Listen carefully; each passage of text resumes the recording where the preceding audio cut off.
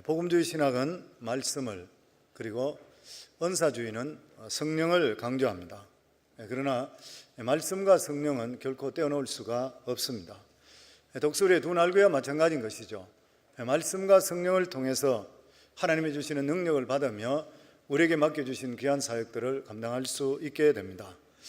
수많은 성도들이 교회에 있는데 실제적으로 하나님의 성령의 큰 역사를 체험하지 못하고 살아가는 성도들이 참 많이 있습니다. 멤피스 펠로십 처치에 담임에 있었던 그 버그 베니스트라는 목사님이 계시는데 복음주의자로 말씀 연구에 집중했던 그런 분입니다. 그런데 성령의 능력에 대해서, 임재에 대해서는 한 번도 체험해보지를 못했습니다. 무엇인가 그 마음속에 채워지지 않는데도 불구하고 무엇인지 잘 알지를 못했습니다. 그러던 어느 날 친구 교회에 가서 예배를 드리다가 성령의 임재하심을 느끼게 됩니다. 예배하는 동안에 그 마음속에 울부짖고 싶은 그러한 심정이 생기고, 영문은 알 수 없지만은 그 마음속에 채워지지 않는 갈급함이 있었습니다. 예배 끝나고 나서 집에 돌아오고 나서 그 다음날 하루를 금식하며 하나님께 부르짖기 시작합니다. 하나님, 정말 제가 주의 임재함을 느끼기를 원합니다. 정말 제가 영적으로 목마르고 저는 공고한 자입니다. 내가 정말 성령의 은혜가 무엇인지를 깨닫기를 원하고, 그리고 참 목회자가 되기를 원합니다. 그러면서 금식하고 하나님께 기도했을 때에 성령의 침례를 받게 됩니다. 성령 세례죠. 거기서 성령의 충만함을 받게 되었습니다. 그리고 나서 그가 간증하기를 성령의 임재함을 체험하고 나서부터 자기 생각과 인생이 변화되었고 자기 목회가 완전히 바뀌었다고 그랬습니다. 오늘날 예수를 주라고 시인하는 것은 성령으로 말미암지 않고는 아무도 주님으로 받아들일 수가 없습니다. 그렇다면 예수 그리스도를 구주로 시인하는 자마다 성령께서 우리 속에 내주하는 것은 사실입니다. 그렇지만 성령의 내주하심과 성령의 충만함, 성령의 침례는 다른 것입니다. 사도 바울은 제1차 선교 여행을 바나바와 함께 여러 군데 다니면서 복음을 전가했습니다. 그리고 나서 자기 본교인 안디옥 교회에 복귀했을 때에 뜻밖에도 예루살렘 교회에서 파송한 사람 중에 한 사람이 사도 바울과 바나바가 가르쳤던 복음이 올바른 복음이 아니라고 가르쳤습니다. 그러면서 그들이 주장하기를 예수를 믿고 정말 구원받는 것은 반드시 할례와 율법도 지켜야 된다 그랬습니다. 그렇지만 바울과 바나바는 수많은 이방 지역에 복음을 전가할 때에 할례나 율법과 상관없이 예수 그리스도를 믿는 순간에 성령의 임재하심을 체험했습니다.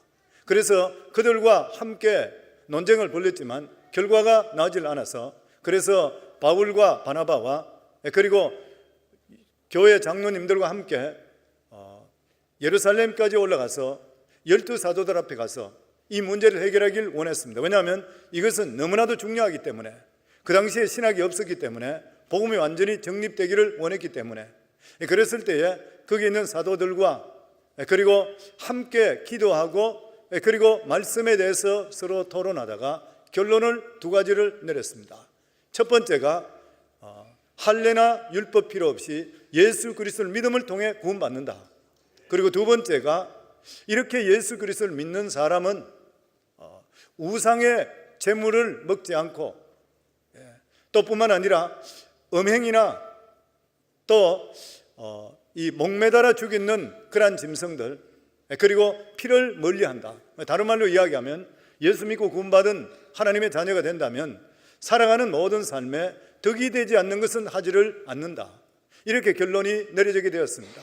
그래서 기쁜 마음으로 다시 본교인 안디옥에 돌아오게 되었고, 그러면서 바울과 바나바가 서로 의논합니다.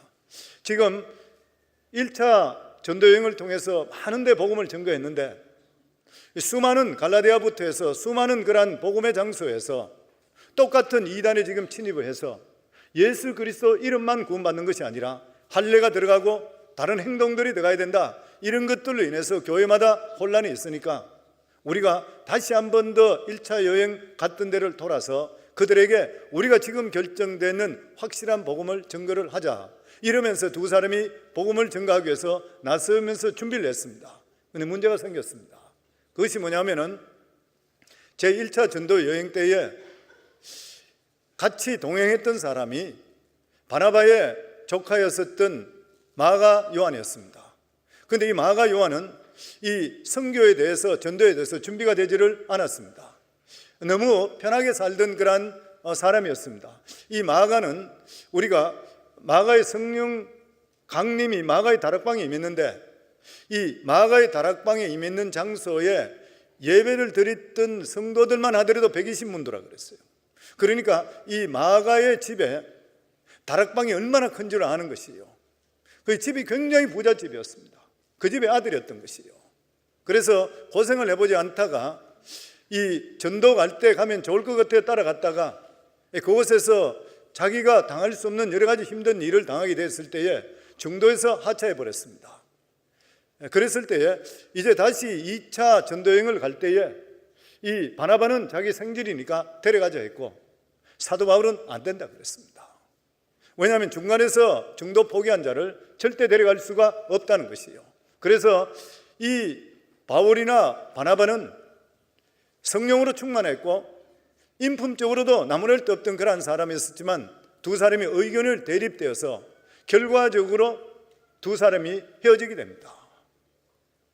그래서 우리가 이것을 보면서 성경을 통해 우리가 느끼는 게 뭐냐 하면은, 이렇게 위대한 사도들, 이렇게 하나님의 은혜가 함께하는 그러한 사람도 인간이구나. 이번에 특별 새벽 기도를 통해서도 위대한 왕들이 참으로 많이 있었습니다. 그럼에도 불구하고 끝까지 믿음을 지켰던 사람은 볼 수가 없었습니다. 한결같은 믿음을 가진 사람이 볼 수가 없었던 것이죠. 그렇기 때문에 우리가 인간의 연약함을 알 수가 있게 되는 것이죠. 이 세상에 완벽한 사람은 없는 것이라. 바울과 바나바는 너무나도 훌륭한 그러한 사람이었었지만 서로 싸웠고, 그리고 또한 헤어졌습니다. 그리고 또 우리가 바울과 바나바를 보면 느끼는 게 뭐냐면은, 같은 뜻으로 좋은 출발을 했는데도 불구하고 서로 헤어질 수 있구나 하는 것을 알 수 있습니다. 바울과 바나바는 좋은 뜻에서 함께 동력했던 사람이지만 견해 차이로 헤어졌습니다. 근데 나중에 바울이 디모데후서에 보면 마가도 나에게 필요하니 마가를 나에게 보내라 그랬습니다. 실수를 용서해 준 것이죠. 기다리다 보면은 관계가 회복되는 것이요. 우리도 신앙생활 하다 보면 헤어짐들이 있습니다. 여기에 대해서 너무 가슴 아파할 필요가 없습니다. 목회자들도 같이, 우리 부사역자들이나 목회자들도 신앙생활 같이 하다가 헤어지는 그런 경우가 생깁니다. 그런데 이런 일들을 통해서 또 하나님의 선한 뜻들이 반드시 이루어지고 있다고 하는 것이요. 그래서 만남과 헤어짐에 대해서 너무 연연하고 가슴 아파할 필요는 없는 것이요. 그래서 이 두 사람이 결별하면서 바나바는 자기 생질 마가를 데리고 이 구브로 섬, 첫 번째 갔던 그 길로, 사이프러스 섬이죠, 그쪽으로 출발하게 되고, 그리고 이 바울은 실라를 다리고 북쪽 안디옥 위쪽으로부터 올라가기 시작합니다. 그러면서 이 바나바는 성경 역사에는 사라지게 되고, 이제부터 바울이 일어났던 이런 일들이 사도행전을 계속적으로 잇고 있습니다. 그런데 이 바울이 북쪽으로 올라가다가 더 북쪽, 동북부 쪽으로 올라가기를 원했는데, 거기에서 복음을 전가하기 원했는데 길이 막히는 것이에요. 복음을 전할 수 있는 길이 막힙니다. 그런데 오늘 성경 말씀에 보면은 예수의 영이 허락하지 않았다 그랬습니다. 성령이 아시아에서 말씀을 전하지 못하게 하거늘 그들이 부르기아와 갈라디아 땅으로 다녀가 무시아 앞에 이르러 비두니아로 가고자 애쓰되 예수의 영이 허락하지 아니한지라. 바울은 계획을 세우고 소아시아 북쪽 지역으로 가기로 했는데 무슨 이유인지 길이 열리지를 않았습니다. 지금으로 말하면 비자가 안 나왔다든지 아니면은 다른 일을 방해를 받아서 그쪽으로 갈 수가 없었던 것이요. 또 기도 많이 하는 분들은 느끼는 그런 일인데 영적인 불편함이 옵니다. 그쪽으로 가려고 하는데 자꾸만 마음이 불편해지죠. 우리가 무슨 일을 한다고 할 때에 계속적으로 마음의 불편함을 느낄 때가 있습니다. 성령께서 막으시는 일인 것이죠. 그래서 이 바울은 위쪽으로 더 가지 않고 해변을 따라서 바닷가 쪽으로 내려오면서 드로아까지 옵니다. 트로이 목마있던 트로이라 그러죠. 이 드로아까지 내려오게 됐습니다. 근데 드로아에 와서 밤에 환상을 보게 됩니다. 바로 바다 건너 마게도니아 유럽 쪽에 사람이 자기 보고 손을 흔들면서 자기를 도우라 그랬습니다. 8절에서 9절에 보면 무시아를 지나 드로아로 내려갔는데 밤에 환상이 바울에게 보이니 마게도냐 사람 하나가 서서 그에게 청하여 이르되 마게도냐로서 건너와서 우리를 도우라 하거늘. 오늘 여기 말씀을 보면 우리 자신들이 하나님 교훈해 주시는 게 뭐냐면은 바울의 생각과 하나님의 생각이 달랐다는 것이에요. 바울은 북부지향을 가면서 유대 회당마다 들어가며 유대인들을 개종시키길 원했습니다. 그래서 회당마다 찾아갔던 것이에요. 그런데 하나님께서는 뜻밖의 완전히 다른 터인 유럽 쪽으로, 완전 이방 쪽으로 하나님께 사도 바울이 가기를 원했던 것이에요.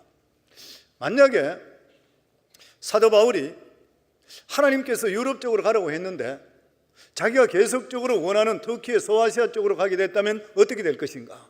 사역에 열매가 맺히지 못합니다. 엄청스러운 어려움이 나오게 되어 있는 것이죠. 그래서 우리 삶 속에 정말 중요한 게 뭐냐면은 내 삶이 성령의 인도하심을 받고 있는 것인가 아닌 것인가, 이것을 끊임없이 우리 자신들이 확인해 볼 수가 있어야 됩니다. 그러면 10절에 보면 바울이 그 환상을 보았을 때 우리가 또 마게도냐로 떠나기를 힘쓰니 이는 하나님이 저 사람에게 복음을 전하라고 우리를 부르신 줄 인정함이로라. 바울은 환상을 보는 그 순간에 지체하지 않고 아시아로 가다가 동쪽인 유럽 쪽으로 방향을 트는 것이에요. 하나님께 스탑하라 했을 때에 멈추고 방향을 바꾼 것이에요. 사도 바울은 성령의 인도하심에 대해서 추호도 의심하지를 않았습니다. 성령의 인도하심에 대해서 추호도 의심하지 않았다, 이 말은 성령의 인도하심을 항상 민감하게 느꼈기 때문에 그래요. 하나님을 끊임없이 체험하고 있으면 성령에 민감해지고 바로 하나님의 사인을 알 수가 있습니다. 그런데 성령에 민감하지 못한 사람들은 무슨 일이 일어나는지 전혀 알 수가 없는 것이에요. 그래서 이러한 결단을 할 수 있는 것은 바로 사도 바울이 성령을 통해 하나님을 직접적으로 항상 체험했기 때문에 이를 이룰 수가 있었던 것이에요. 어느 분은 하나님의 인도하심을 받으려 그러면 고스톱을 잘해야 된다. 화투 고스톱이 아니라 하나님께서 고 하면 가야 되고 스탑하면 써야 되는 것이에요. 이게 신앙생활이 굉장히 중요합니다. 사람들이 하라 할 때 하는 것은 잘할 수 있어요. 그런데 스탑 그럴 때 내 힘도 남아있고 내가 정말 하고 싶은데 지금 이걸 진행하고 싶은데 그걸 스탑할 수 있는 것은 하나님에 대한 특별한 순종의식이 없으면 절대 못합니다. 성경에 보면은 다윗은 위대한 왕이고 사울은 하나님께 버림받았습니다. 두 사람 다가 왕으로 40년 동안 있었던 사람이에요. 그런데 사울과 바울의 실제적으로 두 사람의 가장 차이가 뭐냐면은 다윗은 잘 나갈 때도 하나님께 스탑하면 스탑 해버렸습니다. 그런데 사울은 잘 나갈 때 스탑할 때 스탑을 못했어요. 성도님들, 스탑하는 게 진짜 쉽지 않아요. 우리가 주일 성수하는 것도 마찬가지잖아요. 주일날 나가서 일하고 장사하면 돈 더 잘 벌어요. 그런데 하나님께 나와서 예배 드리는 거, 안식일을 지킬 수 있는 것은 스탑할 수 없는 사람은 교회 못 나가요. 신앙생활은 항상 그렇습니다. 우리 삶 속에 내가 정말 하고 싶고 나는 그대로 가고 싶은데 하나님께서 나보고 스탑시킬 때 멈춰 설 수 있는 사람, 정말로 귀한 사람인 것이죠. 이 믿음이라는 것이 뭐냐면은 내 생각이나 상황에 상관없이 하나님을 신뢰하는 것이 바로 믿음인 것이요. 그래서 이브리 11장 8절에 보면 믿음의 장인데 쭉 나오면서 믿음으로 아브라함은 부르심을 받을 때에 순종하여 장래의 기업으로 받을 땅에 나갈새 갈 바를 알지 못하고 나갔으며. 믿음이란 무엇이냐? 눈에 보고 따라가는 것이 아니라 하나님께서 말씀하시니까 가는 것이에요. 여기에 대해서는 가장 중요한 것이 신뢰입니다. 큰 비의 소리가 있나이다. 고세중 선교사가 지었는 그런 간증책이 있습니다. 연세대 의과대학을 졸업하고 소아과 의사로 있다가 어느 날 극적으로 성령의 음성을 들으며 예수님을 영접하게 되고, 그는 그리고 1996년도에 중앙아시아 선교사로 헌신한 분입니다. 그런데 그 책의 내용에 보면 이런 내용이 있습니다. 왜 하나님은 미래를 자주 숨기실까? 미래를 보여주시면 좋은데 왜 숨기실까? 왜 하나님은 몇 단계 후의 일을 자주 숨기실까? 그러면서 그 첫 번째 이유가 뭐냐면은 사람이 다음 단계를 미리 알게 될 때 쫓아 안 올 수도 있기 때문에, 이스라엘 백성들이 출애굽했을 때에 그들이 40년 광야길을 걸어야 되고 40년 동안 만나만 먹게 되고 물이 없어서 고생하고 죽을 고생한다고 했더라면 이 이스라엘 백성들이 순순히 따라올 수가 있을 것인가? 그래서 하나님께서 미래를 보여주시지 않는 것이고, 그리고 두 번째 이유는 우리에게 진정한 순종의 축복을 주기 위해서. 그러면서 이분이 적은 게 보니까 진정한 순종은 어떤 조건이나 상황을 보면서 따른 것이 아니다 하고 나서 순종은 명령하는 분의 성품에 대한 신뢰의 표현이다. 저는 이 말씀이 굉장히 마음에 닿았습니다. 순종이라는 게 뭐냐면은 명령하는 분의 성품에 대한 신뢰의 표현이다.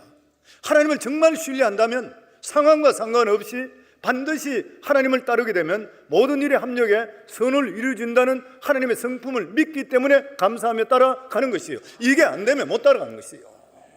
못 따라가는 것입니다. 그러니까 순종할 수 있다고 하는 것은 하나님 인품에 대한 신뢰하는 것이에요. 아멘. 그렇기 때문에 신앙생활에 가장 중요한 게 두 가지가 뭐냐면은, 첫 번째가 성경, 즉 하나님의 말씀을 깨달으면서 순종할 수가 있어야 돼요. 우리가 지속적으로 하나님의 말씀을 깨닫게 되면 내 욕심과 욕망과 유혹에서 떨쳐버릴 수 있습니다. 그리고 두 번째가 성령의 인도하심이죠. 성경에 보면 성령을 보혜사 성령이라 그럽니다. 파라클로토스. 그 뜻이 뭐냐면은 우리를 돕기 위해서 항상 우리 곁에 계시는 분. 근데 예수님도 보혜사라 그랬거든요. 예수님은 이 세상에 오셔서 우리를 돕기 위해서 오셔서 십자가에 못 박혀 죽으시고 우리의 구원을 이루어 놓으셨습니다. 그러면 성령께서는, 같은 예수의 영이신 성령께서 이 세상에 오셔서 예수님께서 이루어 놓으신 그 은혜를 가지고 우리를 돕기 위해서 우리와 함께 계시는 분, 우리의 길을 이끌어 주신 분이 바로 성령 하나님이시요. 그렇기 때문에 그리스도와 성령은 하나이기 때문에 분리할 수가 없는 것이요. 그래서 그리스도를 믿는 사람은 반드시 성령을 의지해야 됩니다. 그리고 성령의 능력을 구하는 자는 반드시 그리스도 안에서 구해야 되는 것이요.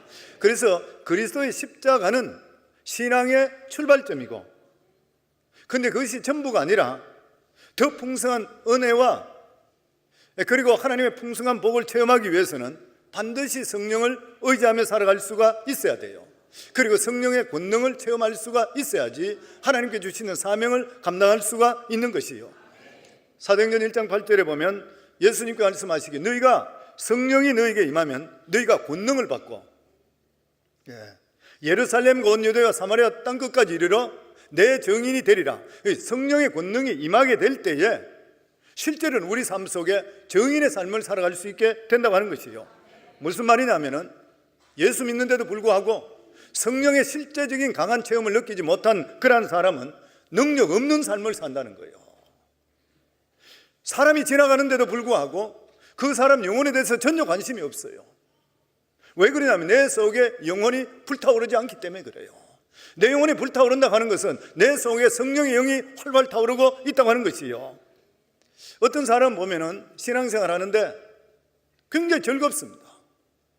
만나는 사람마다 그리스도를 증거하고 어려운 일이 있더라도 감사하고 기뻐하고 가는 것이고, 그런데 그런 사람을 보면서 그냥 덤덤하게 사는 사람은 저 사람같이 왜 나는 되지가 못하는 것인가? 왜 그런 것인가? 이렇게 물어볼 때가 있어요. 왜 그런 것이요? 성령에서 말씀하시는 성령 세례, 즉 성령 침례를 받지 못했기 때문인 것이요. 우리가 예수 그리스도를 믿는다고 하는 것은 우리 속에 성령이 내주하기 때문에 예수 그리스도를 믿을 수 있습니다. 그러나 사도 바울이 에베소에 갔을 때에 거기 갈 때 사람들이 보니까 예수님 믿는데 이 사람이 능력 없는 삶을 사는 것이요. 그러니까 물을 때 묻습니다. 너희가 예수를 믿을 때 성령을 받았느냐? 그러니까 성령님 자체도 모른다 그랬던 거예요. 그때 다시 성령 이름으로, 예수 그리스도 이름으로 안수하며 기도했을 때 성령이 그 자리에 임함을 통해서 각자 방언을 하고 사람들이 변화되는 역사가 임했다 그랬거든요.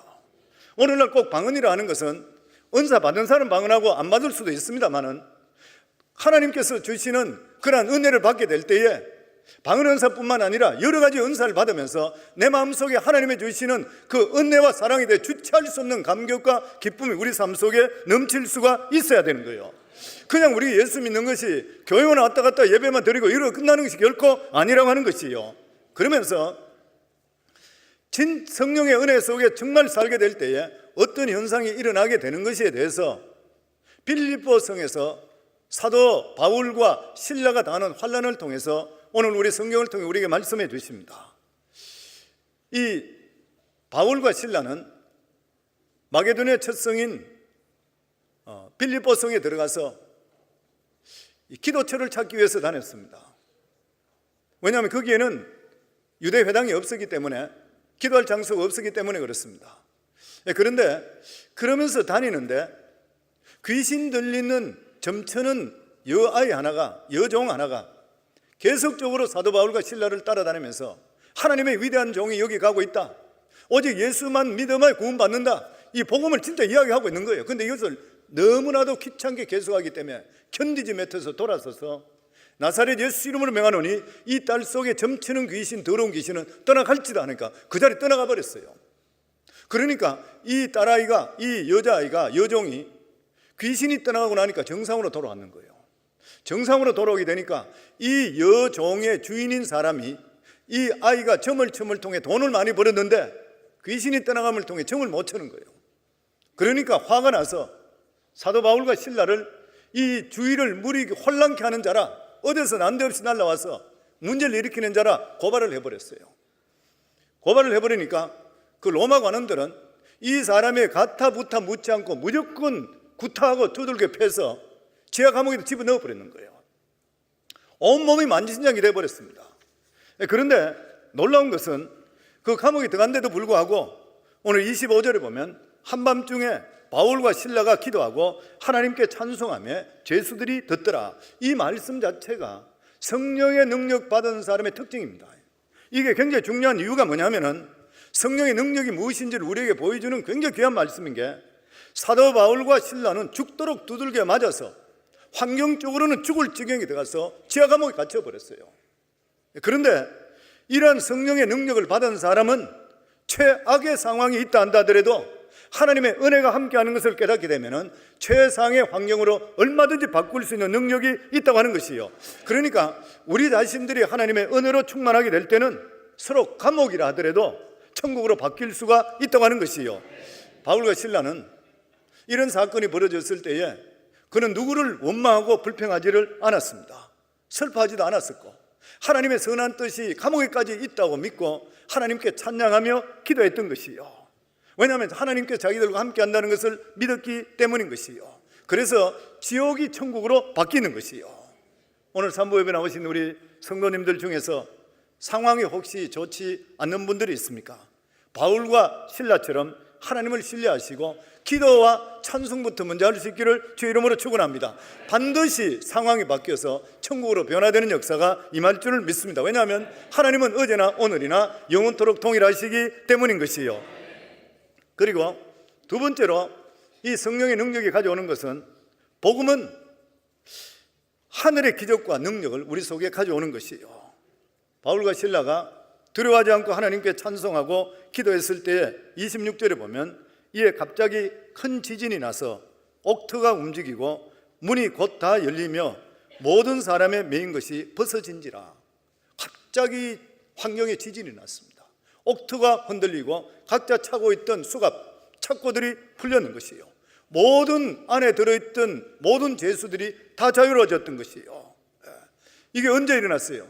바울과 실라가 은혜로 충만해서 하나님께 찬송과 기도했을 때. 그래서 성도님들, 우리 삶 속에 환경에 상관없이 기도하시고 찬송하시면 반드시 기적은 나타나게 되어 있는 것이요. 아멘. 문제 창고가 열리게 되어 있는 것이죠. 그런데 중요한 것이 마지막으로 보면 이 성령의 능력은 영혼을 구원합니다. 바울과 실라가 감옥에서 찬송하고 기도했을 때에 한 영혼이 구원받을 뿐만 아니라 그 집 식구 모두까지도 구원받습니다. 27절로부터 30절에 보면 간수가 자다가 깨어 옥문들이 열린 것을 보고 죄수들이 도망한 줄 생각하고 칼을 빼어 자결하려 하거늘 바울이 크게 소리질러 이르되 내 몸을 상하지 말라 우리가 다 여기 있노라 하니 간수가 등불을 달라고 하며 뛰어들어가 무서워 떨며 바울과 실라 앞에 엎드리고 그들을 데리고 나아가 이르되 선생들이여 내가 어떻게 하여 구원을 받으리까 하거늘 이 시대 간수들은 죄수들이 도망가 버리면 관리 부실로 도망갔다 그러면 그 사람 상기시켜 버려요.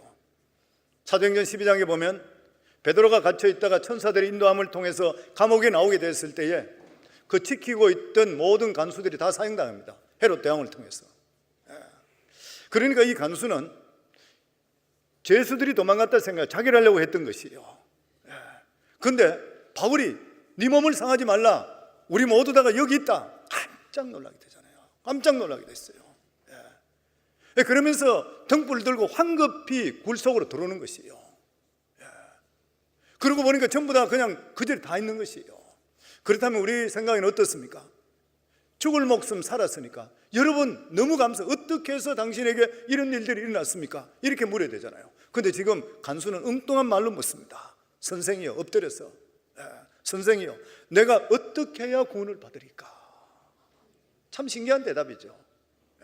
하나님께서 이 사람을 택한 것이에요. 보면 아니 도망가지 않을 터에 내 목숨이 살았습니다. 내가 이 감사를 어떻게 해야 되죠? 이해하게 되잖아요. 근데 보는 순간에 당신들이 대간절 누구시기에 당신들이 믿는 하나님이 누구시기에 어떻게 해서 이런 사건이 벌어질 수 있습니까? 그러면서 나도 어떻게 하면 구원을 받을 수가 있습니까? 그래서 실제적으로 이 사람이 여기서 예수를 믿게 되고 그 가족들과 함께 이 유럽의 첫 번째 성인 이 빌립보 성에서 이 자주장사 루디오와 함께 교회 창립 멤버가 되는 거예요.